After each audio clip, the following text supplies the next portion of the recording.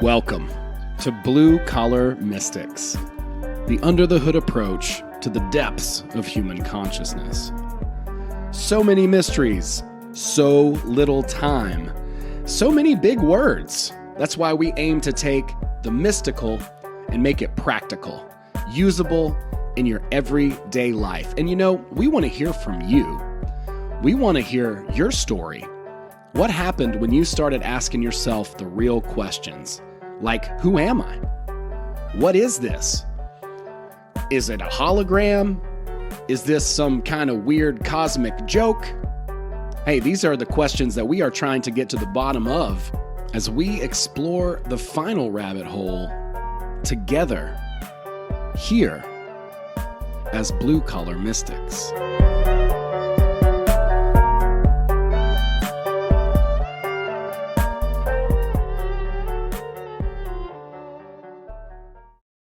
All right, what's up, everybody? Welcome to the show, Blue Collar Mystics. We are that show. How's that? I hope everybody's having a great day. I'm really excited to bring on a long overdue guest. We haven't talked in quite some time, and we've already been riffing it up. I want to go ahead and welcome our good friend, Andy from the Deep Share podcast to the show. What's up, my friend?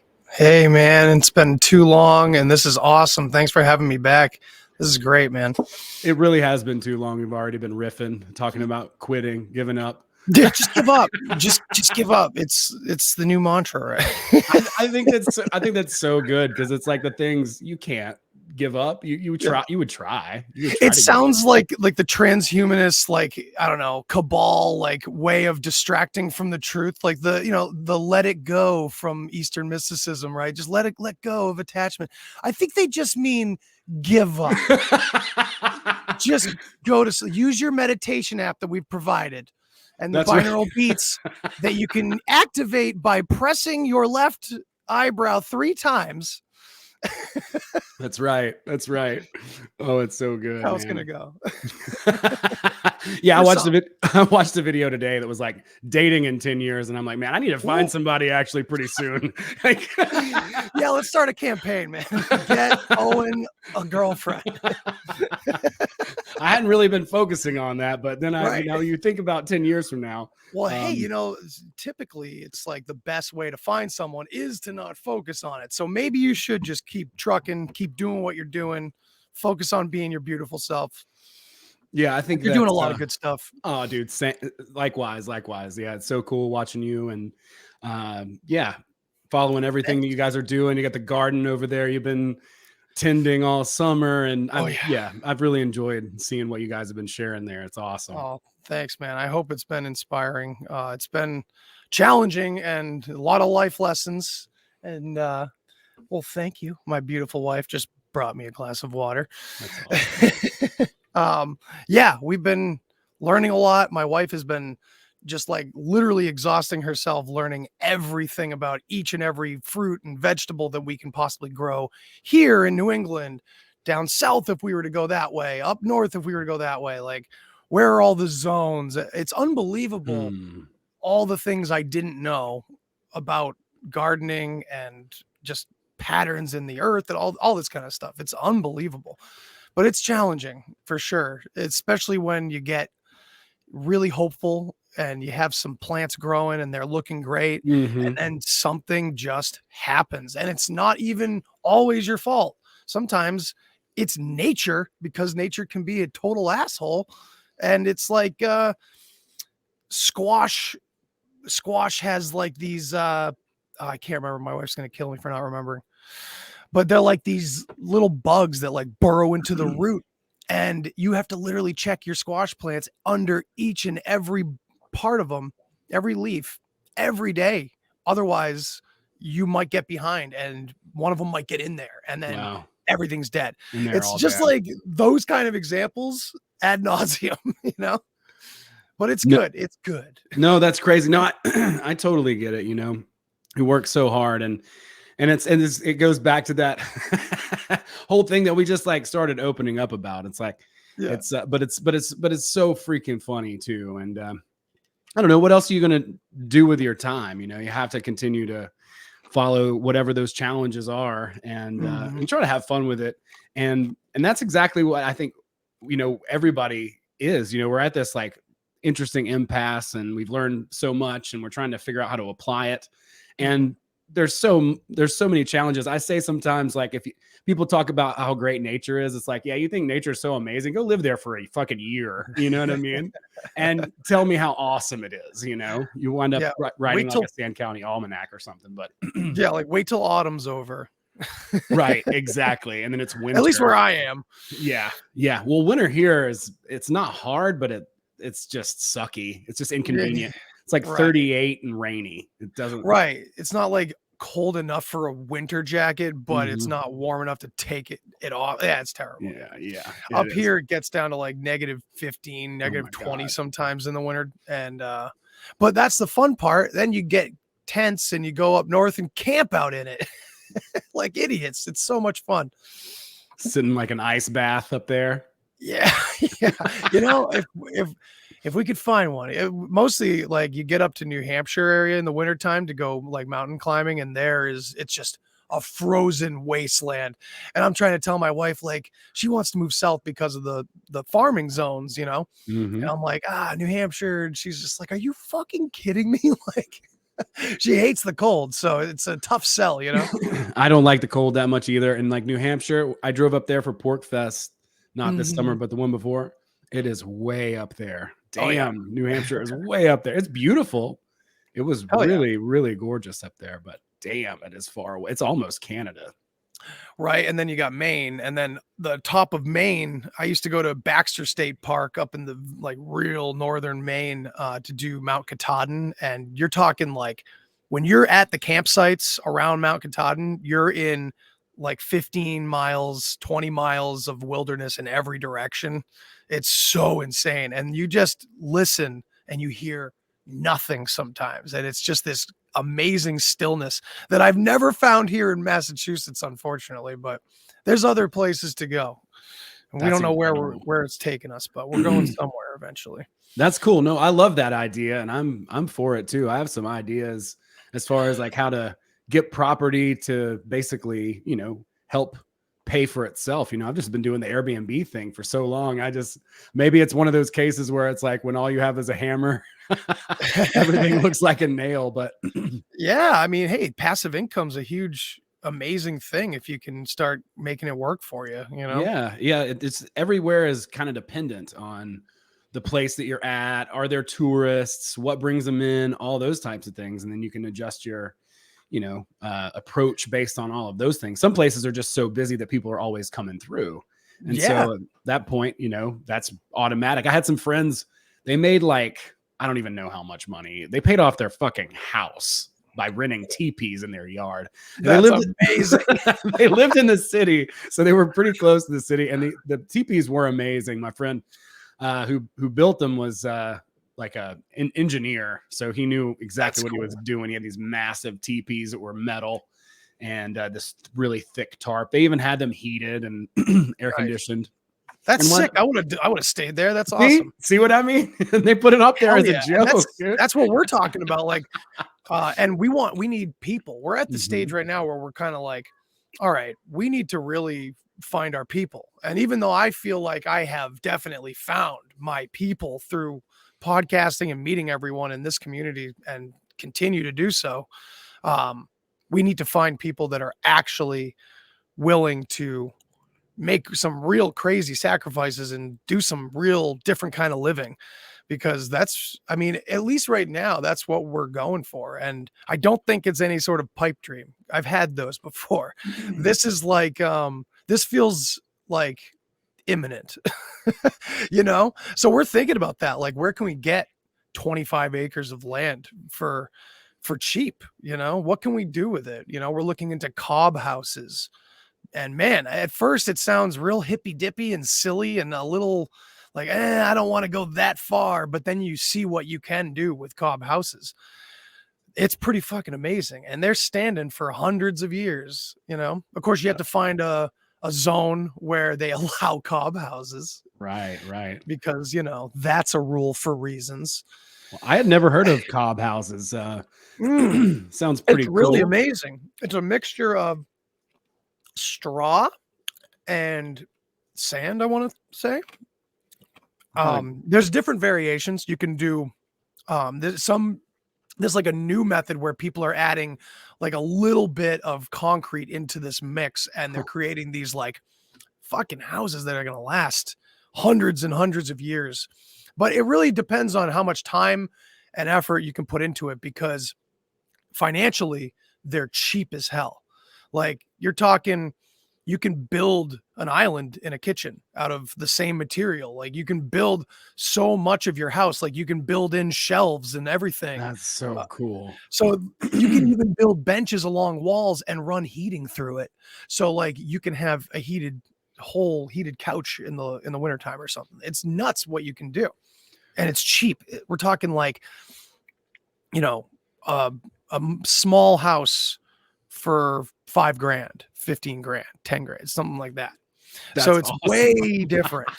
It's just a lot of manual labor. It really is. It's not impossible to learn. My wife and I are looking into it now. There's like cheap classes you can take to learn how to do it.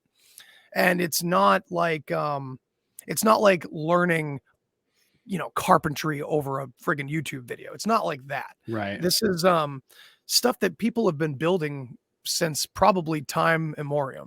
Like we've been doing these kinds of structures.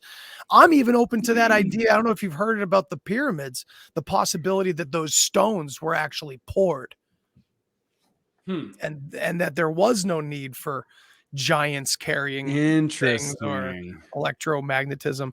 Not that stuff may not be in it, Sure. But just the fact that that's a plausible idea right there. You just have a mold and you just pour each block as you go. Yeah, something along those lines. There's I don't know who, but there's someone out there that has kind of mapped out the whole hypothesis in detail. So it's pretty interesting. I mean, at least we know for a fact we have been building like this in many forms for a long time, These look like Lord of the Rings, like sort of J.R. Tolkien or a little. That's the thing. We can't. It's so hard to find like modernized style, but they exist. It's totally you can do right angles. The thing about it, most people are like, I just want to live like a hobbit. Exactly. If I'm gonna go this far, I'm gonna make round doors. That's right. That's exactly right. No, and my wife and I are like, I mean, if we found one already built like that, I mean, I'm not going to entirely say no, as long as it's not ridiculous. I mean, no, they're so cool. They're super charming. And I mean, that's really kind of the thing as far as like an Airbnb kind of thing or whatever, right? Like you want something that looks different, like something that stands out from the other things and has some sort of a charm to it. If it's just a 1-bedroom apartment with a coffee table and a microwave and a coffee machine, then what do you got? You're looking at $12 a night. If you can customize something and then start, and then I would love to host like some retreats and stuff. Like that would be super fun. And then, have people come and like the guy James that I've been working with, he does the Gong spaceships and just like have a Gong spaceship retreat, have one just on the property, and then people come through, that's part of the experience. Take them rafting, take them horseback riding, take them on a meditation, yoga, whatever. I mean, yeah, man, that's what I'm talking about. I mean, maybe that's not considered passive income, but it's like, I don't know, immersive income or something like that. That's a cool term. I don't know if it works, but for now, like it. Placeholder. Like, I mean, I think that's where we're all headed anyway. I think if we were to eventually like kind of sum up what this movement, if we could call it that, is doing for people like us, at least that are thinking the way we are, is that it's empowering their ideas and just kind of like taking back childhood, taking back the idea of dreaming. And I know that sounds really hippie too, but I don't. I've always stigmatized on purpose. Yeah, I think so in my brain, it's stigmatized on purpose. Agreed. so it is that cheesiness and that awesomeness and that silly hippy dippy kind of feeling. It's like you should be able to go out there and utilize everything that you have or whatever you have and be able to earn from it, you know? And I think that's becoming more and more apparent. And the further we go, I think people are getting more and more objective with how they approach what kind of talents they really have and what they can offer. It's unbelievable. I can't really think of an example, but it's like, wow, someone thought to make money off that. That's amazing. Like, it's such a general idea. And it's so cool. Like using property to, you know, my wife mentioned, like, if we had 30 acres, shit, we'll build a whole wedding venue in the back or something, Right. you know, have people give us piles of money, you know? Right. So there's just so many different ways to go about it. But if you have land, there's so much opportunity to provide, even not even just earn yourself, but to create that community kind of around you, or however many of you there are, Sure. you know, if Sure. there was like a collective garden in the center of a massive block of land with a bunch of houses on it and shit, Yeah. far enough away, we got our own space. Like, we each have like woods between our houses and shit, but it's like a neighborhood, right? Yeah. It's like just a different version of what we've had going on forever. It's true. It's true. More Yeah. sustainable. More sustainable and more, you know, more healthy from a community perspective. You're actually actively engaging with your community, you know. Yeah, you're a part of it. You're a living, Yeah. breathing part of it rather than just a consumer, which, you know, Yeah. that's the road we've been turned into, you know, just the Mhm. one road of consumer. No, Or I we're love it. actually, no, because we're the product now. So That's true. we're not even like consumers anymore. We're like passively working for them. We're their passive income. Mhm. Yeah, right. Traded on the stock exchange, right? Yeah. You know, I don't know enough about that. I don't either. I hear these things. I'm like, Right. huh, I wonder how many chapters of a book I have to read to figure that out, if that's real or not. How many books do I have to read before I wonder if it's bullshit or not? Yeah, that's the thing. It's like, yeah, I totally want to do my own research, but how long is it going to take? You know, it's interesting to hear a different theory, like you were saying about the blocks being poured on the pyramids. It's like, well, yeah, how simple could that possibly be, you know, as a solution? And Right. people are continuously, I think, you know, figuring things out all the time. That's what's cool about the community. You'll hear about the flat earth stuff or like the Tartaria, you know, all of that stuff. And it's all intriguing and fanciful. And I'm an idealist too. So all the hippie shit always resonated with me. I had a book, coffee table book called Hippie, you know, on my, I remember that book. yeah, I had it at my house and I would just strum through that, you know, when I was in college and be like, why am I doing college? You know, and That's fucking great. I pretty much have like a parallel to that. I had, it was called like Acid Tales or something like that. And it was this big, colorful book with like 2,000 personal accounts of acid trips. So that was like something I'd thumb through and be like, oh yeah. yeah, that's pretty cool. I had to back then. I was like, I had to look into every psychedelic information thing I could because I needed to make sense of what the fuck was happening to my brain, you know? Had no community like this around me, right? It's 20 years ago. Wasn't the same. So. Yeah. That's about, you know, right for me too. Like my college time, mid 2000s and on into the teen maybe.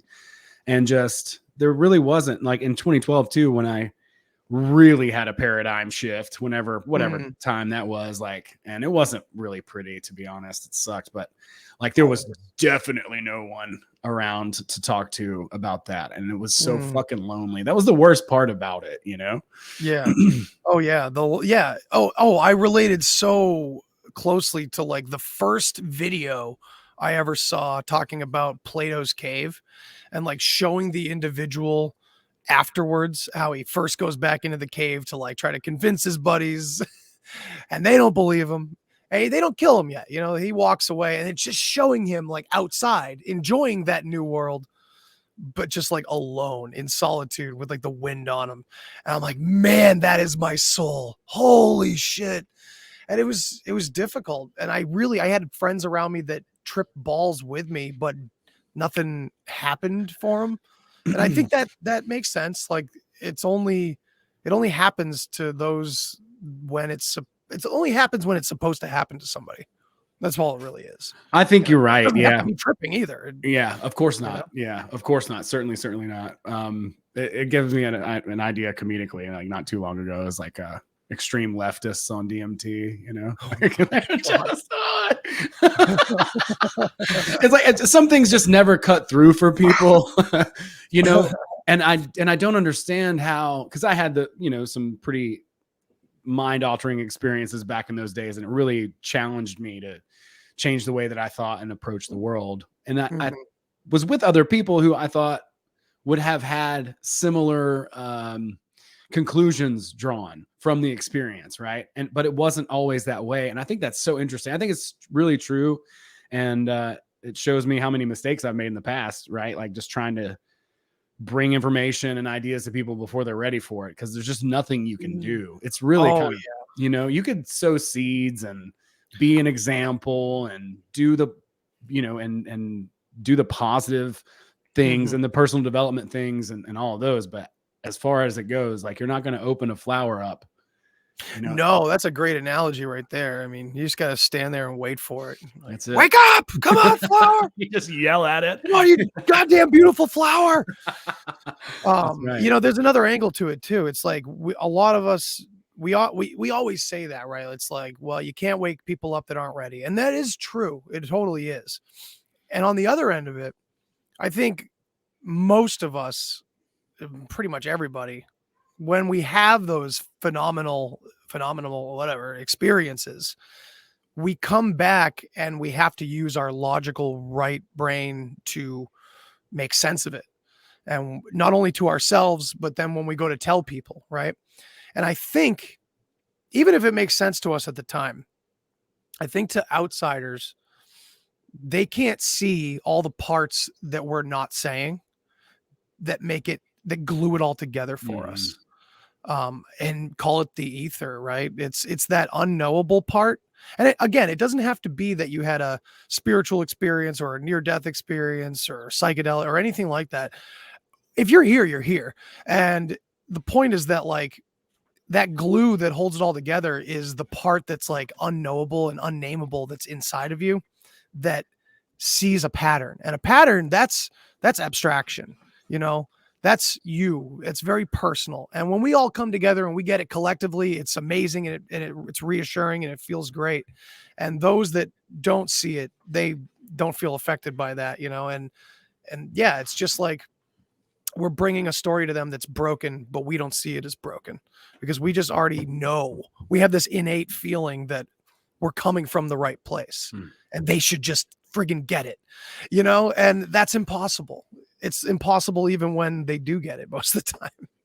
I think there's like a buffer too, where, especially if you're deeply invested or you've spent a lot of time thinking about a certain topic or idea, you just go so deep, and most people are not, you can't really relate to them anymore because you've gone so far down whatever that path is. It's like a professor that's been a professor for 50 years and they're just angry at their students.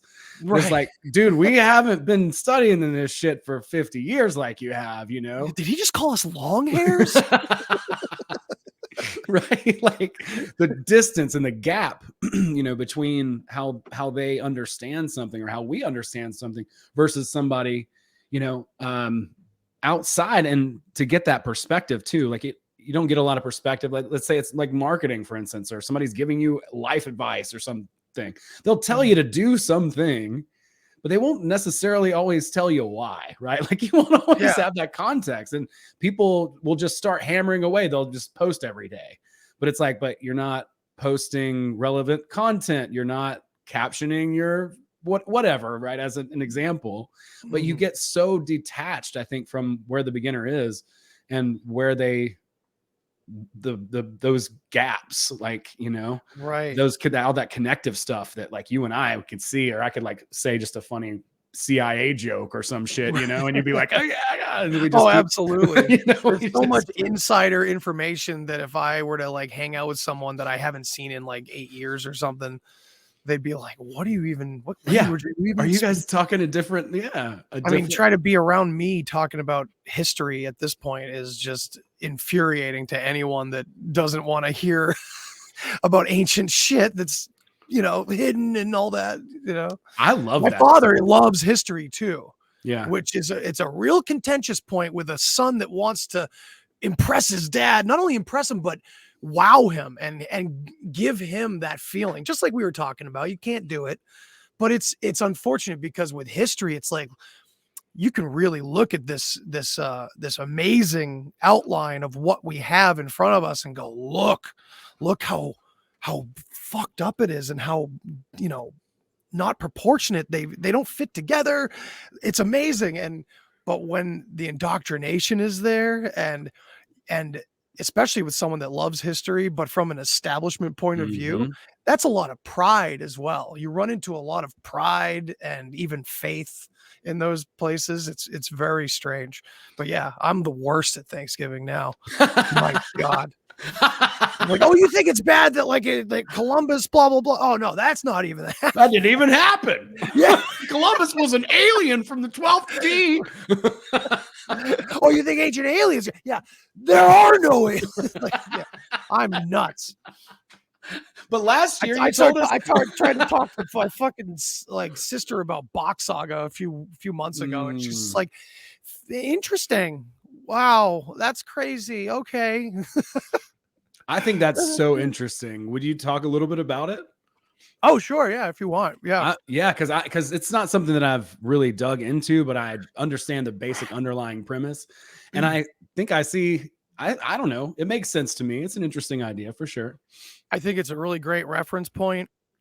There's a lot of different really great reference points around the world that offer up an origin story. So, I tell people that, take it not with a grain of salt, but with like maybe a boulder.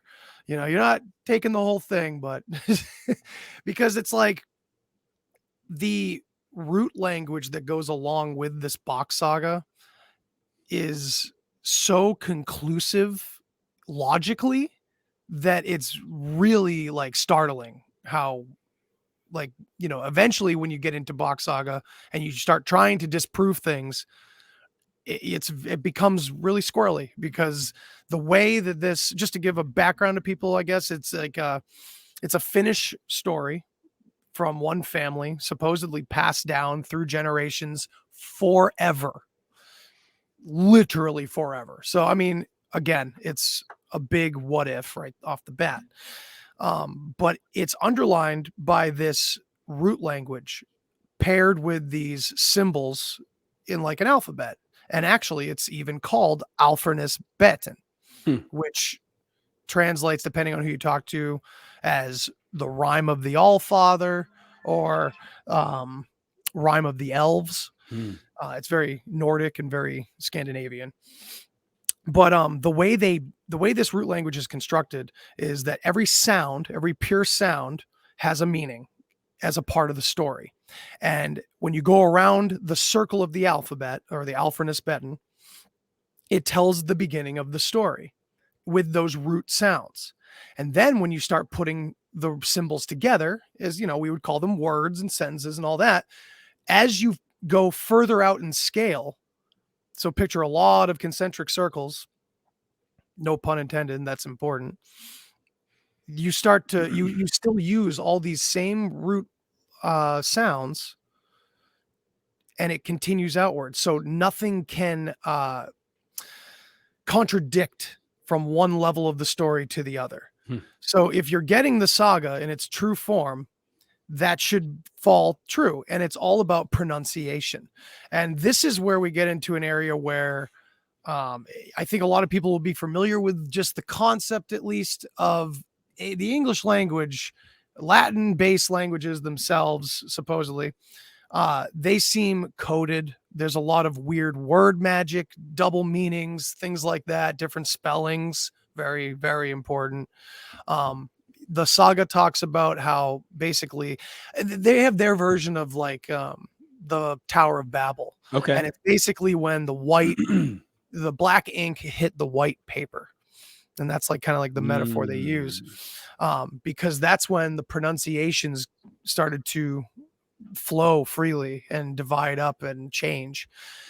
So maybe this wasn't like a purposeful coding or something.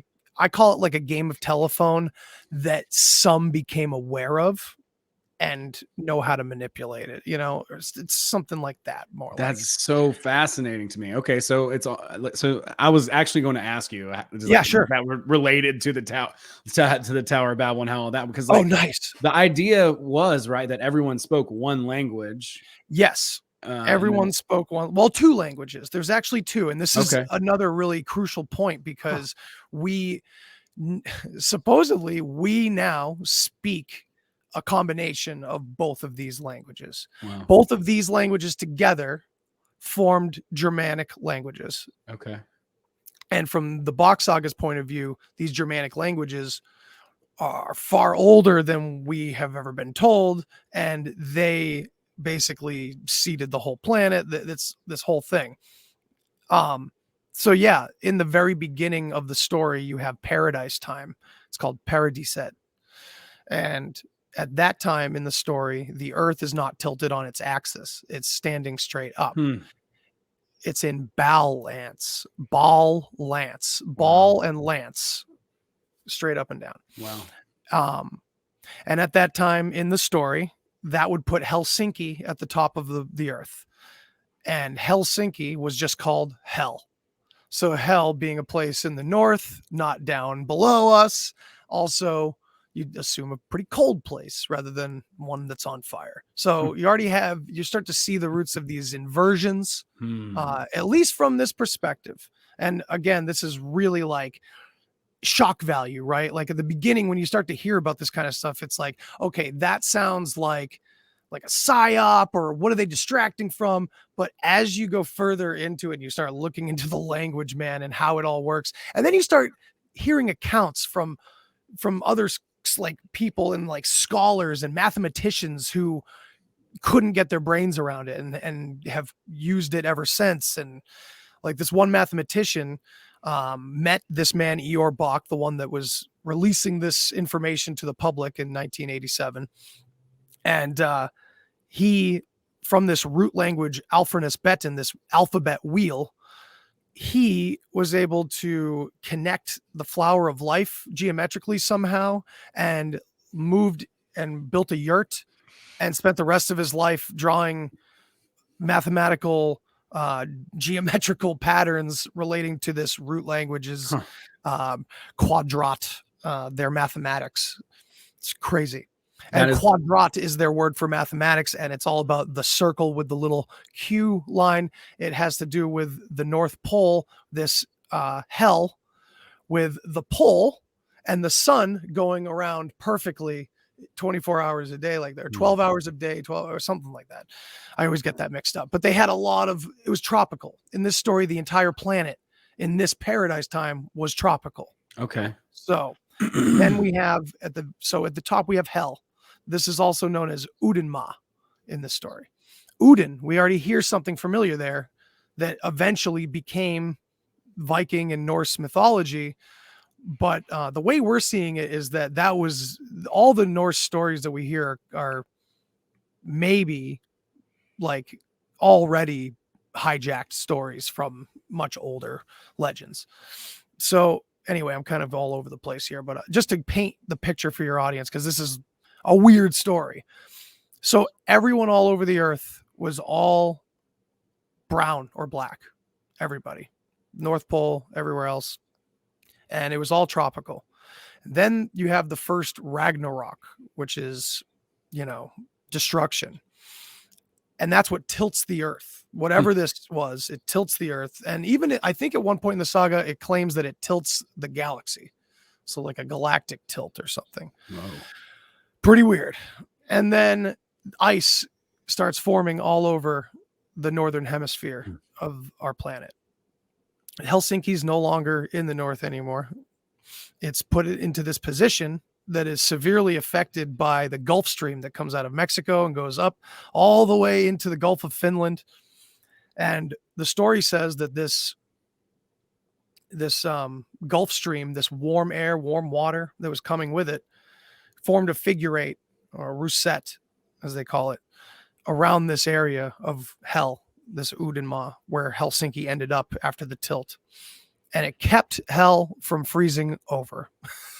What the? So, surrounded by hundreds of miles of snow and ice, like a mile high, whatever the Ice Age says is kind of what they're talking, the Younger Dryas Ice Age. And, you know, Dan Unaki, Dan, my co-host on Deep Chill, where we talk about this kind of stuff, is kind of convinced that this is where the flat earth distraction comes from, where the ice wall. And I think it's a little off. It may not be, but it's interesting to say the least, the connection there, at least, because literally they have this haven in the center with hundreds of miles of ice and, like, you know, surrounded by these giant ice walls that they can't get out of. So during this time period, they survive, and the rest of the Northern Hemisphere is absolutely decimated and destroyed. They can carry on, and they do so in the story for thousands and thousands of years, while the rest of the Northern Hemisphere has been kicked back to absolutely nothing. You know, anyone that's survived is struggling for generations. So later in the story, you have the second Ragnarok, which is when the ice begins to descend southward and starts to melt. And this is where we start to get familiar stories, because they have their own Noah story, and they have their own story of, like, you know, the interpretations that we see not only from like alternative sources, but the Bible itself with like the Nephilim and stuff like that. It's always these, you know, these beings, these, what is it? The sons of God came down to marry the daughters of, or lay with the daughters of men. And this story is told in the BOCK Saga. It's told about how the old ways in the old world, trapped inside this hell, this Uudenmaa, you weren't, after, even though the ice was melting, you don't know. We're going back to Uudenmaa, wherever, as soon as they were able to go back there, they did. Because when the ice started to melt and go southward, I mean, they describe it as like a scraping across the crust of the earth. So like Uudenmaa was destroyed again after it was this wonderful haven for thousands of years, and the only place that you could survive, it gets destroyed again. But afterwards, they end up going back to Uudenmaa, and to leave the old ways, to leave their system in the way it was blasphemy. It was terrible. And I think, and many think, that this is where we get this story of the Nephilim. I mean, we have all these stories of the flood kind of carrying with it these messengers, and many, many interpretations. But we'd have to go real deep and real far into why I think this is all human stories, and it's all stories of people from the north. And I've talked to a lot of people that are researchers that have gone on the ground, you know, in these areas all over Northern Europe and Ireland and Scotland, all these places. They're the same stories everywhere. You got the Tuatha De Danann in Ireland and Scotland. You have the Tuatha De Anu as you get closer to the Middle East. And then you have the full-on Anunnaki, and they're all talking about these tall, white, blonde, red hair, blue-eyed, green-eyed people. And so I've been on this tirade. I'm going through all sorts of folklore from all kinds of countries, and I'm investigating their fae folk, their fair folk, because I think they're all white folks.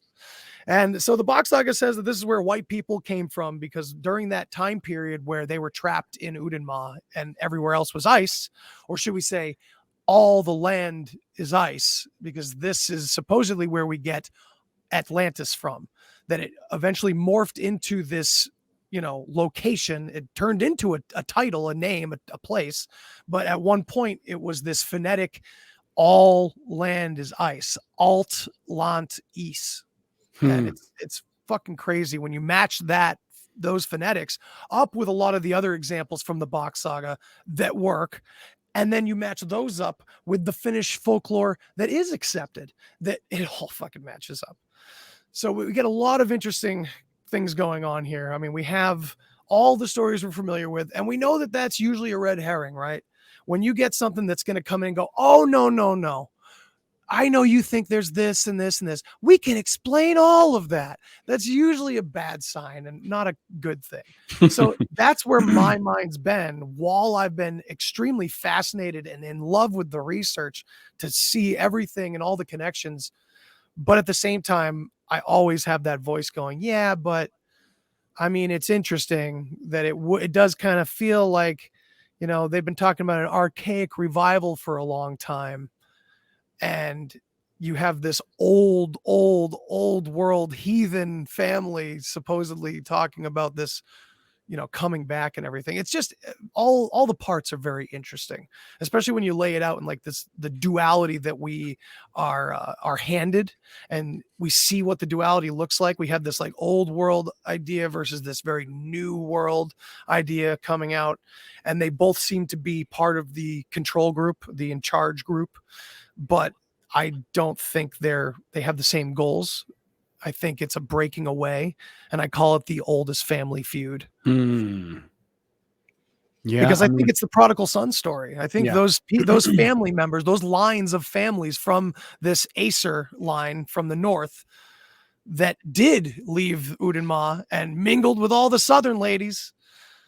I think that really it's the Romeo and Juliet story. It really is the fall. It's nuts, man. Yeah. So, I mean, in a way, you can also see. Sorry, I don't mean to ramble. One last point. No. You also get to, unfortunately, connect this shit into Aryanism and keeping it in the one race and all that. And that was done, according to the BOCK saga, out of desperation during Atlantis, right? And these things like muscle memory in our consciousness, for even if it's forgotten consciously, these cultural ideas, everything carries on an unconscious or subconscious level. And I think that's why Dan and I are having such an easy time matching up all this symbolism from all of our cultures right back to the BOCK saga, because it's not that they mean the same thing. It's not even necessarily that the elites know about this, or maybe they do, but it's just, if we actually had a civilization that was doing the same exact rituals for thousands and thousands, possibly millions of years, if that's actually possible, we don't have anything like that in our modern history or world or anything, where we actually have cultural norms existing that long in consciousness. So we're probably just acting out the same old stories out of this muscle memory, in my opinion. And then that's the end of the rant. No, that's good. That's really, really interesting. I was going to ask that. Have you looked at the Auralinda book at all? Are you familiar with I have. Not as much as Dan. I think Dan's been reading it. I've just looked at some passages. But yeah, it alludes to this as well. And then there's a Florida saga that we've just recently got turned on to, and we're doing a round table with those gentlemen that have been researching it. Next week. It's called the Saxer saga, Saxer, and it's just as outlandish sounding on the surface of it, but it also claims Atlantis. It also claims Garden of Eden, which also, I mean, when we talk about hell, oddly enough, in the BOCK saga, that is clearly the Garden of Eden as well, Garden of Heathen, as I like to call it. But yeah, so this Florida thing claims the same things. And we have this guy telling us that he can connect the two sagas and saying why they're part of the same bigger story. And I'm like, I'm all ears. I'm ready, man. I want to hear it, because we do have a lot of new weird shit going on with uncoverings in America, right? Got a lot of weird stuff going on under our own feet. Yeah, for sure. I mean, when you just look back, 100 years, and there's a lot of evidence in newspapers of giants, it's not something we talk about now, but I mean, just that alone is curious enough, and all of as we go back in history, oh my God, it just gets more and more ridiculous. I think it's fascinating that when the ink meets the paper, that's when they say, that's when shit goes haywire. Cause got that Babel feel. Damn, that's gnarly. So and how about that? How interesting is it that we say Babel as in like, you're making no sense, right? It's almost like they're alluding to this language that was created right up out of nature itself. And that's kind of how they describe it in the BOCK saga, that it was given to the brain from Odin, the sun. This is the origin of sun worship too, of course. Dun, dun, dun. Uh-oh. Anyway, sorry, go ahead.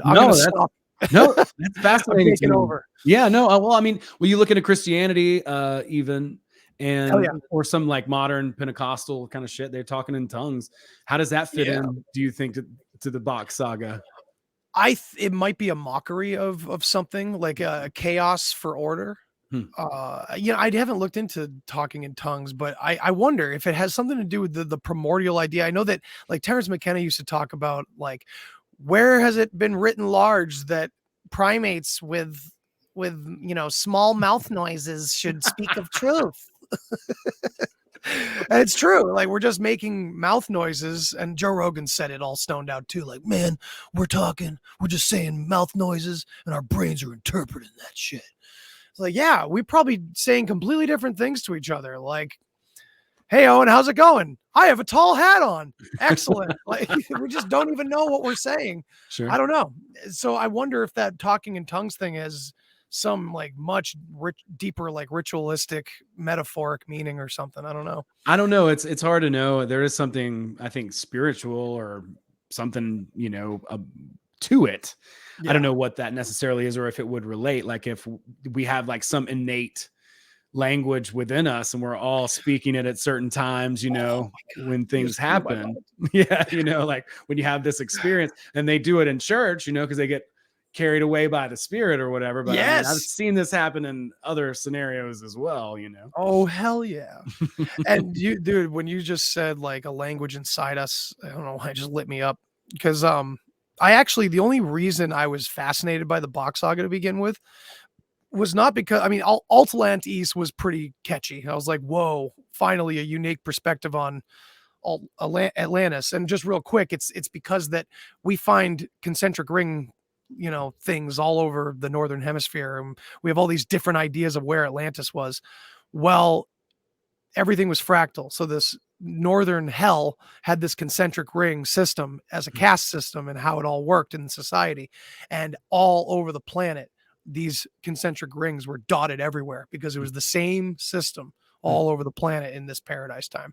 But yeah, anyway, back to this. The reason why I was initially fascinated by it was the root language, because the root language would tie everything together like it does. And when I was tripping balls one time, a long time ago, I had 8 grams of mushrooms. And at one point, yeah, man. And at one point in the trip, I like just came out of a stupor that I had been in for like hours on a bed and told my friends that there's a hidden language inside of us or inside of syntax itself. And it includes every language that we know of on the planet, but just the sounds. It's not about like the whole words. I don't remember exactly what I said, but I was just insane. And I came back from that thinking I was insane, but there's just this nagging feeling like, I wonder if there's something to that. And then 20 years later, I find the BOCK saga talking about this language that literally like ties nature into the, like basically the incorporeal into the corporeal. And it was just like, holy shit, man. So yeah, just that little cool tidbit. I think it's awesome. No, I've been fascinated about it, dude. Thank you for sharing, because I know No it's something problem. you've been looking into for a little while, and I'm just like, hell yeah, I get to hear it straight from Andy's mouth. It's wild, man. And it's an ongoing living legend too, because we have like, the next Nick Cage treasure hunt movie coming up, because we have this Lemminkainen temple in Sippu, Finland, that they've been desperately trying to excavate since Eeyore Bach released this story. And this is supposedly the one place where for generations and generations, all those other ringlands would do pilgrimages back to the Aesir in the north and bring treasures and memorabilia and gold and gold and gold into this Lemminkainen temple. And so far, what Eeyore Bach described before he died, what they would run into if they were trying to excavate it, certain blocks in certain places, they have found them. Even though the Historic Society has claimed that that's a natural configuration that's not man-made, and they've walked away a long time ago. But no, they're still digging. So yeah, there's a lot to this, man. Like it literally covers every friggin' topic. It's nuts. The treasure hunting stuff is ridiculous. Like if we were to find all that gold and all this memorabilia dedicated to like the Bach family in this thing, that would be completely insane. Yeah. Well, the whole thing about it, all these different creation myths and all these different stories and ideas that we get, it's so easy to just jump on one and pounce on it. I've done that Oh yeah. 100,000 times. Mhm. But to see, all the different similarities and different ideas that sort of come together, the Oralinda book was cool for that because, but it just shows how much of history that we maybe don't even get to consider. Mangled. Yeah. Yeah, I mean, it's it's all just mangled. completely just deleted. It's not even in. Right? Yeah, there's nothing to that. So we could look back at our lineages and see different values or different traditions or what have you that might have been highly cherished, that we Mhm. maybe do, and then come into this world and we've got maybe our DNA and genetics a certain way, right? And so somebody else might not have those same experiences or be as empathetic or more or less or whatever. I know a lot of people talk about this, and I'm not trying Yeah. to value one or the other, but I'm just pointing out that we could all be innately like have different value sets, different like ancient like traditions handed down, that we are not connected to, right? Like we have the capability for it, but we don't even know what it is. Like there's a disconnect there. It's fascinating to me. And Right. Like we're completely like disconnected from like the original meaning of why we do it. right. Right. Well, Like it's especially so now bizarre. in the culture war that we live Oh in, my like God. Now, the yeah. values, it's like, no, don't worry about being well read or learning to spell or Dude, it's so that. sad. Let's just twerk on MTV's music awards or whatever. Yeah, twerk while you're doing Common Core, Exactly. That's why I'm homeschooling. Not the only reason, but that's one of them. I don't want to learn Common Core. No, I got better ways to waste time, Right. Yeah. We'll just do it the old Looking into history. Right. No, but it is so fascinating to me because you hear all these different themes and ideas, and then the idea of ink and paper coming into it, where all these different yarns can be spun, and whoever really knows, right? Like infinite amounts. It reminds me of that quote, and I don't know who it is, but somebody from the CIA, where they're saying that, when the American public believes the opposite of everything that's true, our work will be done, or our program will be successful, or we know we'll be successful. Exactly. Yeah, it's so fucked, man. The cognitive dissonance. It just spreads like that. And just to give you an example of like what they mean in the BOCK Saga by pure sounds and all that, how this language is put together, and give you a glimpse of how clearly our language is either intentionally or accidentally encoded, is that, like, think of our first letter in the English language as A, but to them that's two sounds. That's ah and e, and the e is the most important sound. And how interesting of the English language to suppress that. So I mean, it's very intricate how it all like pieces out, and what the sound, what our letters used to be, what our original sounds used to be that we're not even aware of. We recite the alphabet. That's the first thing we learn, as kids. And that's an interesting line to go down. I mean, the fact that so many of us talk about different angles of how we're all programmed from a very young age, even without our parents knowing they're programming us into this world, right? But that's a big one right there, the alphabet. And I'm doing it with my son right now. He's 5 years old. He's learning how to read, and he's learning how to do math, and he's about to turn 5 in a couple months, but I'm calling him 5. And he's loving it. It's great. And it's so weird how part of the indoctrination that children go through, it's I wouldn't say it's unavoidable, but there's so much that's ingrained in us that we can't even realize it. And even when we do, it's like, crap. Yeah, that's true. But at the same time, like it's not like he's going to have to mingle with other kids and be different. And it's none of that. It's just like, it's very basic shit, I don't know. It's hard to explain, I guess. Well, I can totally understand. It's like you're at Kroger and you hear like a fucking Rick Astley song. You never asked for that, Right. it was never something that you voluntarily went after, but there it Right. is in your consciousness, whether you like it or not, Yeah, exactly. Yeah. I all mean, kinds of little things like that. yeah. It's Yeah, just fascinating.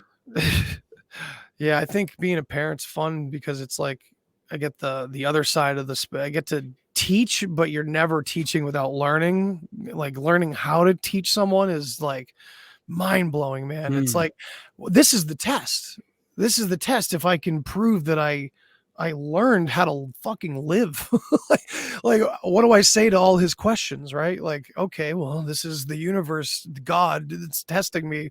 What answers do I have for this child? Wow.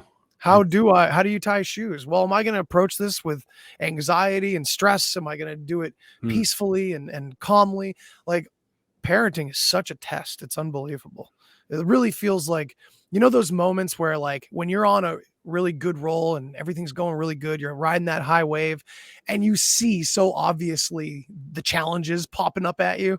Either that's ego or God challenging you or whatever it is. They're so obvious to see when you're really high rolling. You're like, no, that's not going to bother me today. No. It feels like that too. Like it feels like such a in your face, like, oh, you thought parenting was just all about love and fun. And no, this is real work. This is the deep work that you have to do. And you're doing it on yourself. And you think you're doing it on that little kid. You know what I mean? Like looking into inner child work and shit has blown my mind over the past couple of years. And it's impacted our parenting in a lot of amazing ways, because it's like, would you ever talk to your child the way you talk to yourself? And then shit, why am I talking to myself that way? And why would I ever, when have I lost my temper in front of my kid? Or when have I approached something impatiently that I really didn't have to? You know what I mean? All these questions start popping up. That's crazy. Yeah, I can only imagine. Yeah, I can only imagine. Like to me, it's like, I know that somewhere is kind of like monitoring what I'm doing in a way, right? But I can't imagine having that be a conscious entity, and then all of a sudden it sees you act in like a ridiculous way, like, oh God, yeah. Yeah. I mean, that goes back to that's the God argument, right? Like, it's always like, it's like the yin yang envisioned as one fish chasing its own tail. Yeah. And it's like, is that the truth, or is there the other? And that's kind of like that ancient question. I found that, I can't remember where, but it was like during my psychedelic research, I found someone talking about this idea of the sacred other. And like, I love that. Forever been a question whether it's there or not, or whether it's a trick of yourself. And that sounds really atheistic, and I don't take it that way. I think the answers are somewhere in between, I really do believe that. I think there's like some form of how there being quote unquote no God or no afterlife quote unquote is a real thing, while also there being like us as eternal beings. I feel like it's a paradox somehow, and I haven't been able to figure it out, probably because you're not allowed to. Right. Well, yeah, I mean, there's a Eastern saying that it's better to taste sugar than to be sugar. Oh, that's beautiful, dude. That is fucking beautiful. And so I think it comes along to do with that. It's like we are everything, but we're an emanation of it all. But we get to experience it when we separate ourselves from it. Otherwise, we wouldn't be able to at all. Yeah, it's like when they talk about when you a lot of the hippie movement talked about like, this is why we started caring about the planet, because we literally felt the weight of the world on our shoulders. And that can happen under psychedelics, especially mushrooms, big time. And it's like, it's like a God perspective that you get. And if people come back and they think they're God, I think that's false. And I agree with the Christian side of that situation. I think that is the false ideology. It's that we're emanations of God. Right. And, I think it's an original point is what God is or something. But that's besides the point. Yeah. No, I agree with that too. It's like the way that I've heard it say is we're all each a particle of God, right? Like, so we're each this component of it, right? Like what Rumi would say is, you're not a drop in the ocean. You're the entire ocean in a drop, right? But you are in that drop, right? And so, Yeah. And that's part of, I've been getting into Gurdjieff's work actually too. Dude. It's awesome. Really good. Yeah, it's really good. How you liking him? I like it. He's funny.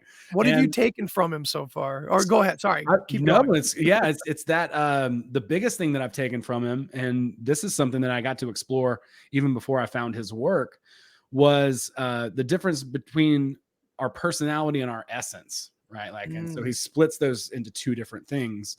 And I took this acting process. It's kind of an acting process, like a personal branding workshop kind of thing. It was incredibly valuable, especially from the standpoint of writing comedy, where I can understand how people perceive of me. And then you sent me that, didn't you? It's fucking awesome. Yeah, I've been using that to create characters in the audio drama. It's an excellent tool. Yeah, man. And so basically what they try to do is define your sort of essence, how you come across, your authentic you. And so your personality is mostly programmed. That's mostly like, how do people perceive of me? How do I want to be perceived of? All these ideas of what he would call internal considering versus external considering, which is like seeing things from a higher perspective and holistically and stuff. Right. But to me, like, that is the biggest, and I love that. This is going to be such a valuable tool for me and for anybody that I share it with, because when you start to separate your essence from your personality, because if we were incarnated, let's say 1,000 years ago in a different culture, we would completely program our personalities differently. Some of that's unconscious, but some of it's very conscious. Yeah. So you can step back and be like, okay, well, the programmed, because like Gurdjieff starts off, he's like, man is a robot. Man has no will. He's like, fuck you. He's like that motherfucker on the playground that just wants to start some shit. Yeah, that's where he starts. Yeah. So he starts with the problem, but he does offer the solution. And I like that a lot, and basically it's a lot of Eastern stuff, self-reflection, and really deepening that understanding of what your essence is. And so you got to have both. And there's nothing wrong with having like a personality, he says, but you got to balance that out with what the essence is, because that's where the true, expression kind of comes from. And it's about self-remembering. That's his whole thing, right? And so when you can remember that essence and identify it, then you're getting closer to like those. I think he has a 7-tiered 7 again, right? Right. So just 7. Like the chakras, but like a 7-tiered sort of map of consciousness, like man number 1, man number 2, man number 3, and up. Right. And it's mindfulness that he's really talking about, a term that like wasn't a Western term at the time, at all. Mindfulness. Being present with what you're bringing to the table.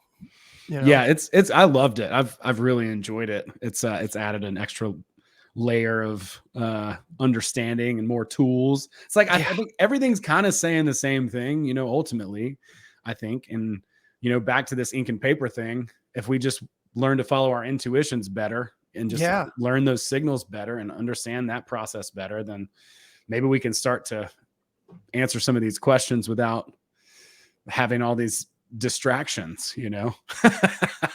Yeah, it's weird too. Like Kate and I always go back and forth. We'll talk about how rigid some of the spiritual path sounds sometimes, like even purity itself. And maybe it's just our egos talking, but it's like, man, did we come here to be human or did we not? Like, it's such an in-between. And I find myself in that in-between place between a lot of what my Christian friends say, because I absolutely value the meanings and the archetypes and the messages behind a lot of biblical texts and stuff. I think I don't have to be a Christian. I don't even have to, believe the front-facing story of it to understand that this text is very important, whether it was hijacked and encoded with stuff or not. It's giving absolute things, so I'm stuck between that and then the more not new age,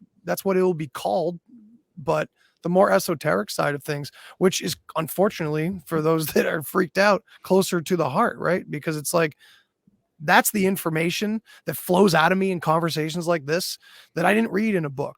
It came from my experiences, and I related to those things written about the esoteric world. And then I reread the religion that I grew up with, and I was like, oh, okay.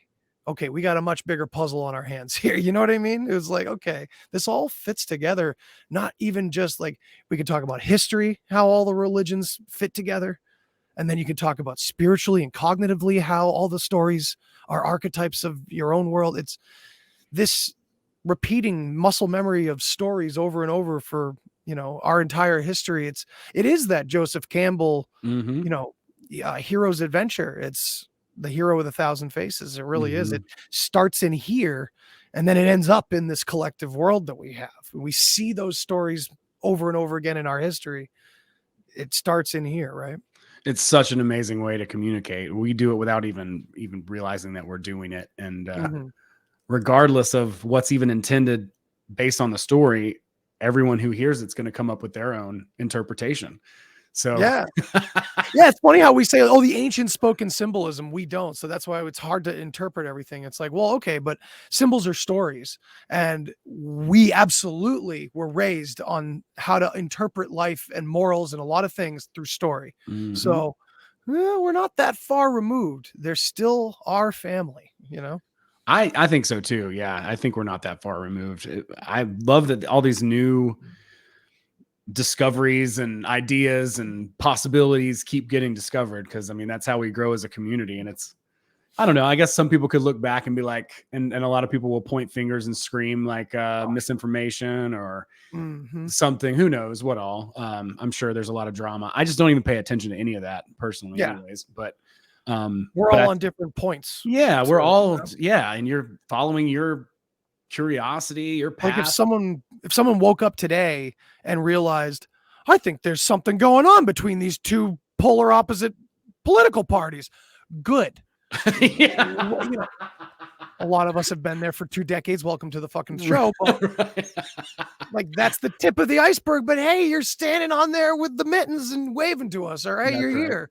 We're all on these different points. So, I mean, people are going to yell and you just can't pay attention to it. Yeah. Or maybe you should. I shouldn't say that.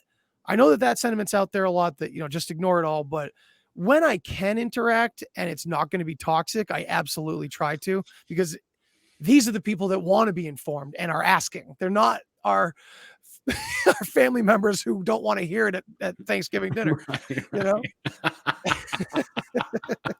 Yeah, no, totally. I'm certainly open, and I'm open to other ideas and interpretations, you name it, right? Like, I want to learn more. I think it's great because it is fractals, right? Like, it's just, we're just going to see the same things over and over, I think, a lot of times anyway, all these different patterns. So yeah, if somebody has a good intention, then absolutely I'll entertain it. I have people hit me up, sending me emails, telling me all kinds of crazy stories. Some of them I believe, some I'm not so sure. Right. Yeah. And you're going to find little truth nuggets in all of them, That's right.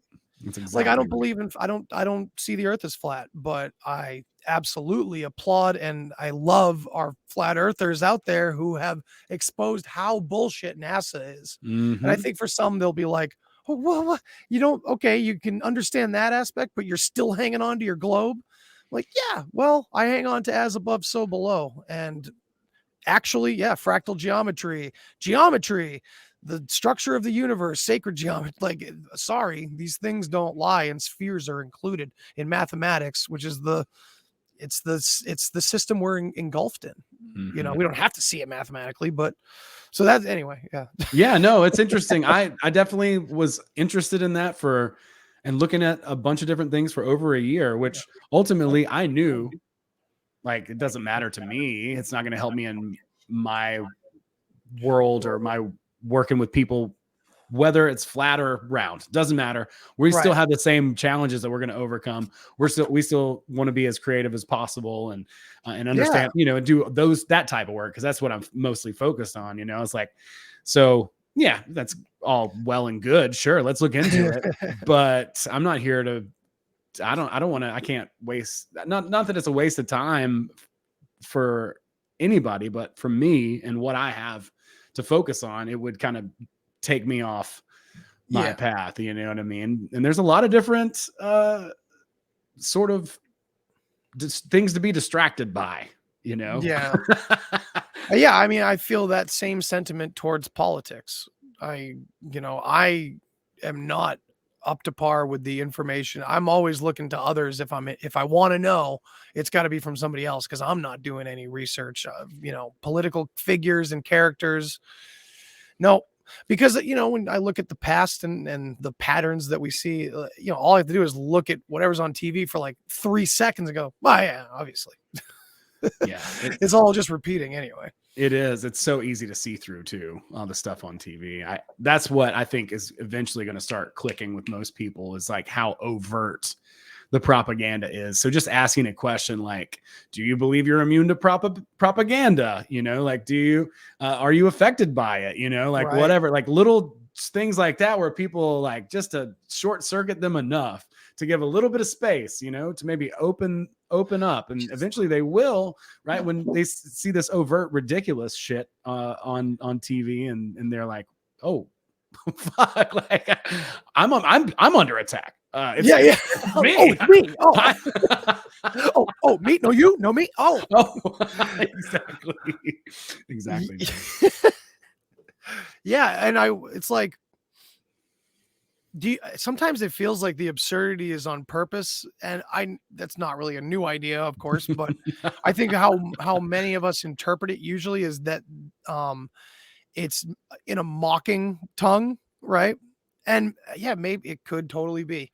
I just like to entertain the other idea that behind these characters, and I don't mean it as in like they're all wearing masks or they're all CGI. I just mean in this realm, in this understanding of our interactions with one another in physical reality, these characters whatever's behind them, whatever the intent is, maybe the energetic interpretation of what's happening on this planet with all these humans, maybe it's trying to wake us up.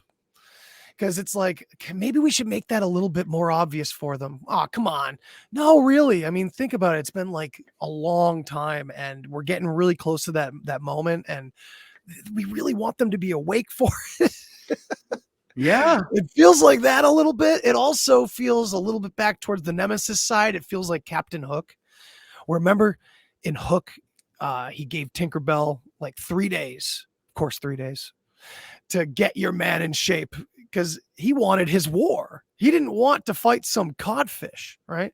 So maybe that's what the revelation of the method is all about. Maybe that's why the obviousness is they're talking to us. They're taunting. They're not talking to the people that are buying into everything. Right. They're talking to us with all their bullshit that they know is bullshit. And they know we can see it, right? Yeah. So I don't know if that's paranoid or onto something, but it feels weirdly right on one level or another, Yeah, I think there's a lot to that. Yeah, because the other people aren't going to see that. They're going to totally miss it, right? Like their awareness is not even tuned into that. But then you see it and you're like, oh shit!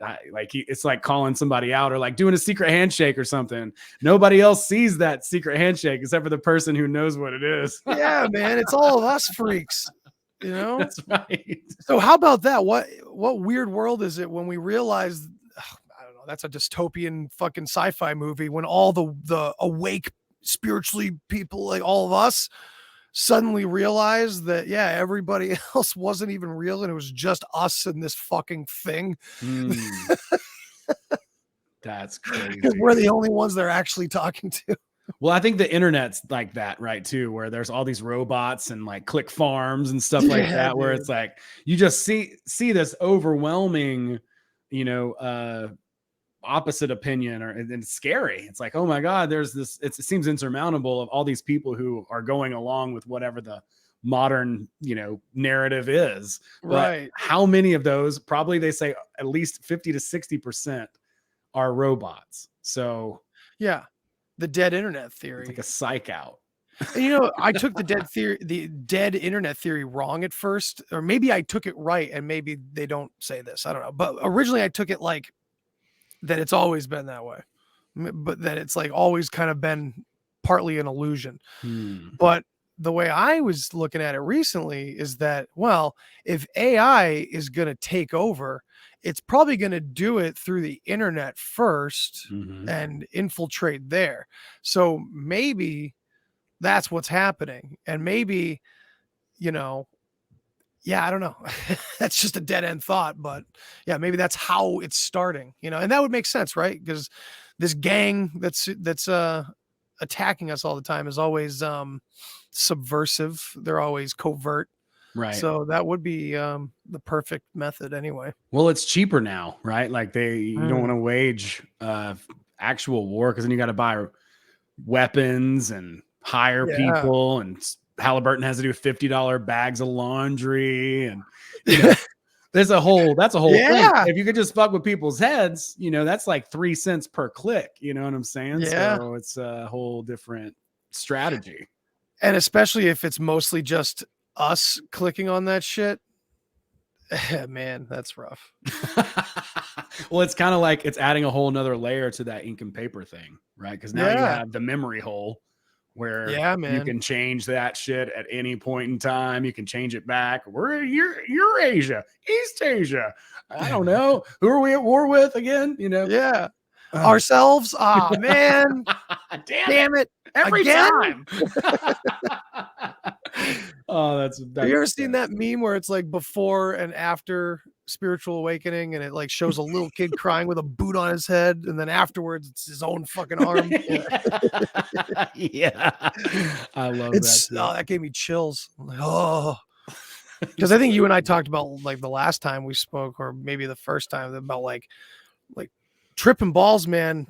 You like find the conspirator in here, and you find all the patterns that your inner child's been hiding from you, and acting like nothing's going on, nothing's wrong. You hiding all sorts of things. It's amazing.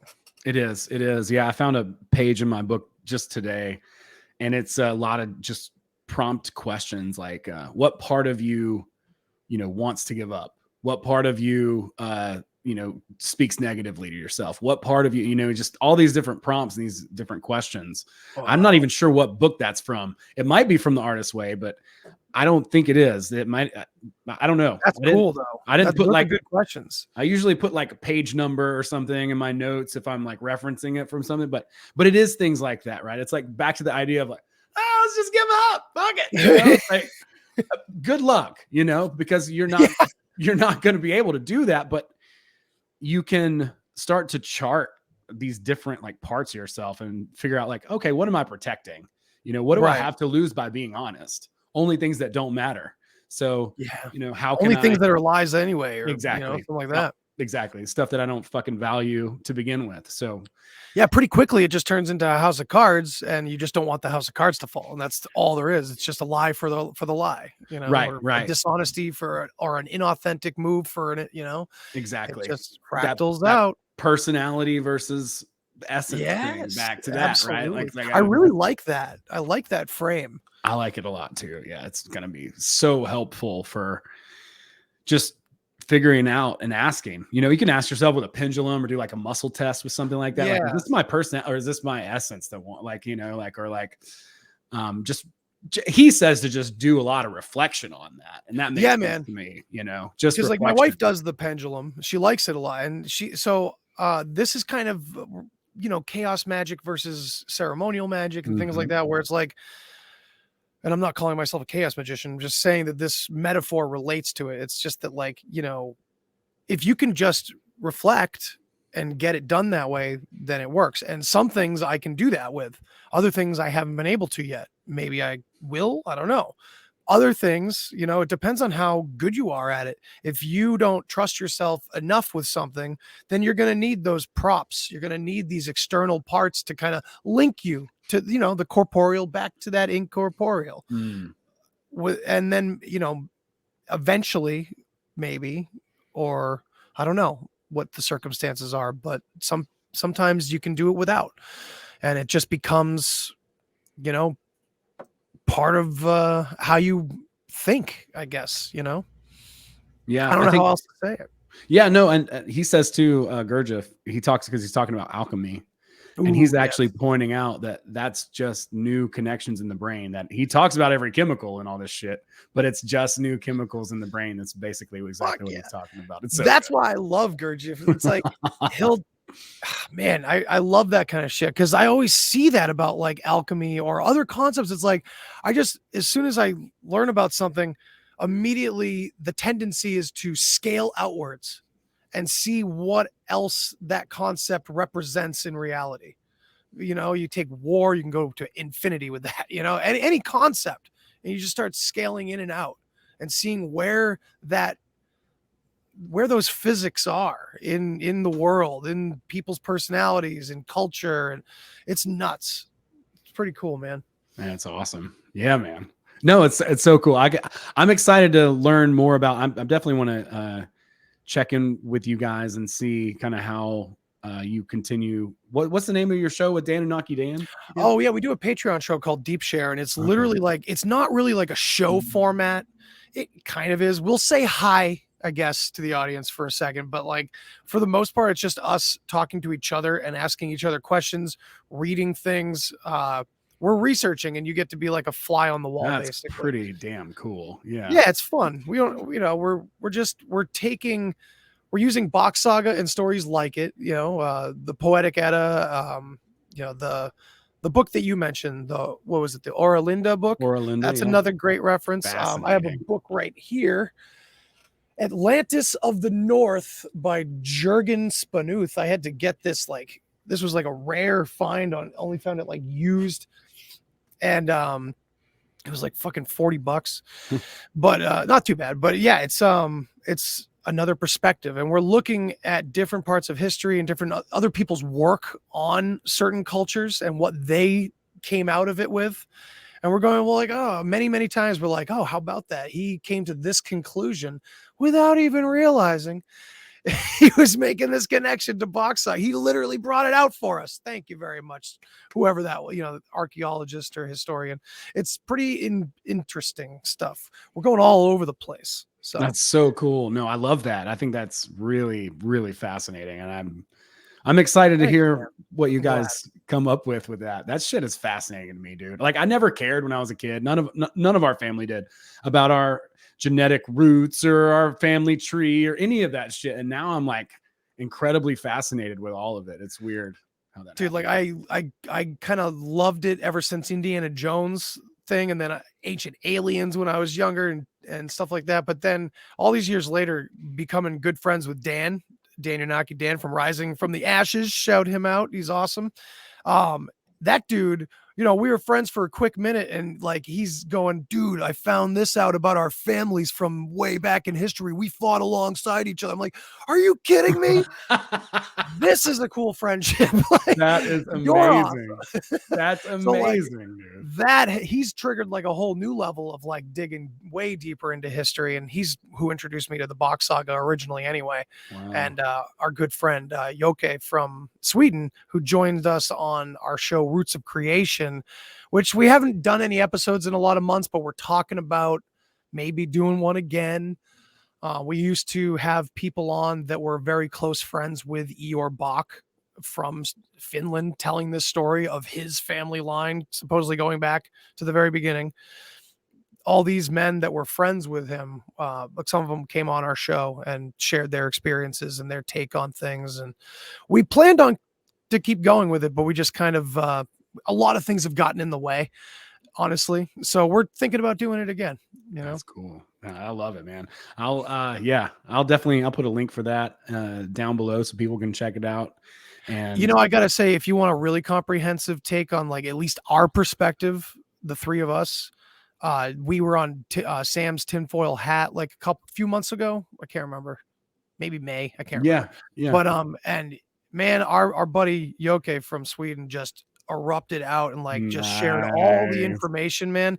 And he's got the key. Like, the one thing I didn't really talk about is the Swedish and the Finnish languages, and how this BOCK SAGA claims that like there was this root language and there was the Vonner language, which was everything else outside of that one area in the north, and that we now speak a combination of those two languages and everything. It's pretty wild stuff. Yeah, that's I don't know where I was going. No, I'll put a link in that, because you're just saying, like, if people want a good comprehensive overview of it, that's a good place to start. So yeah, he really unleashed the fury on that episode. that's That was cool. badass. Well, good. What a great place to do it too, you know? Yeah, it was fun. A lot of oh my gods. Yeah, that was good. Yeah. Oh my God, dude. That's good. Yeah. It was fun. Yeah. But we've been trying to spread it around. You know, we're open to coming on other people's shows and answering questions. That's the most important part. Like, we get it. A lot of people haven't heard this before, so we got to tell it. And that's fine. And a lot of people are really sick of telling it. Like, some of the guys from Sweden and Finland are just like, oh my God, I don't want to go over Paradise Time again. You know what I mean? So we're doing it because it's still new to us. But eventually it's like, okay, bring on the firestorm of doubt and questions, because we want to tear it down. We want to chisel this all down to its final form, man. We're just uncovering the traumas of our collective history together. And that's really, I think, the only way we're going to appropriately move forward as a species together. So time to take all the ghosts and all the skeletons out. Hell yeah. Let's unpack the whole suitcase, man. See what's in here and start seeing what we can do. And I love the idea too of putting like getting some land and all of that. I think that's man, we didn't talk about that enough. Yeah, we'll talk about it more. I think it's fascinating. It's something that I've been thinking a lot about too. Just, it would be really cool to just have a place where people can, you know, feel, you know, at home and start working on some different projects, you know, and it's just, things take the amount of time I think that they need to take, right? Like, you can't rush shit. You can't rush trust and that type of thing, you know. It's like, you know, play out. I always just try to enjoy that part where it's like, man, I can't wait to look back on how anxious I was for this to all happen. Yes, that's such a great perspective, dude. I love that. Oh, I love this time. This is like the hard, even like while we've been like struggling financially off and on. It's like, well, I can't wait to look back. You know, I can picture us telling older, you know, Finnegan, like, oh, a long time ago. Yeah. Back before this happened and this happened. Well, life was a lot different back then. I can see that happening, and maybe that's manifestation, but that's like just something I've been doing, you know. I just try to do that as much as possible. If it wasn't hard enough to make you think about giving up, then it wasn't challenging enough to actually go through. That's the paradox, right? Absolutely. Yeah. Wherever there are paradoxes, flee towards them. Yeah. Run to the paradox. Most of the time. Unless it's like literally like a floating box. Don't do that. For sure, man.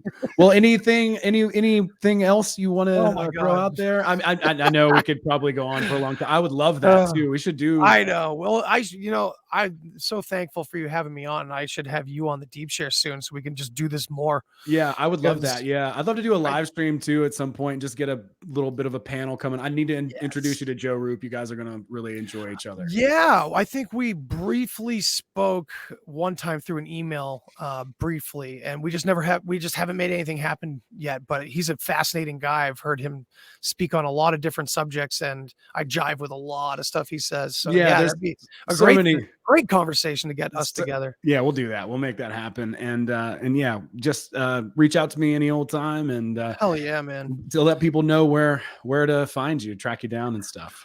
Yeah, I'm on the socials at just the Deep Share. You can find me ranting and much angrier, I think, on Twitter. I think Twitter makes me like angry. An angrier metal side of me comes out a little more. But yeah, I'm on Instagram and Twitter. The Deep Share podcast is on YouTube and Odyssey. I'm technically on Rockfin, but I haven't done anything with it. And yeah, I'm on all the typical podcast platforms, and I'm on Patreon with Dan. So yeah, it's been really awesome catching up with you, man. It's been a long time. And I really like where your mind's at with this whole land thing. And I think, as you said, things are going to happen as they happen, and we're going to rejoice in that while we start talking about some stuff. That's right. While we get the ball in motion. Cause I think that's it, man. I'm really excited about it. I think there's a lot of potential there, and a lot of really fucking awesome things that are like beyond our own scope that we couldn't even. Oh, hell yeah. That's the best part, right? Like, yeah. All the shit that we like, our future selves, they're just laughing at us like, oh, they have no idea. Yes, exactly. It's like the Field of Dreams thing where he's like has that meltdown. He's like, I'm asking what's in it for me? What's in it for me? And then they go off into the cornfield and they all vanish and he's all bummed out. But then his fucking dad's there and they get to have a catch, you know? Dude, oh my God, I gotta see that movie. That's one of my favorite movies growing up. I was a big baseball player. So I mean, I love that movie. I gotta watch that again as like I haven't seen that since I was like 12 or 13. So such a good one. Whew, yeah. If you build it, they will, or if you build it, he will come. Yeah, that's right. That's one of those Mandela effects, right? Dude, all right. Yeah, stay tuned for Bootsy Greenwood on the deep share like stat. Stoked. Yeah, dude. Let's do it. I'm stoked. All right, man. It's been real. No, thank you so much. Thank you.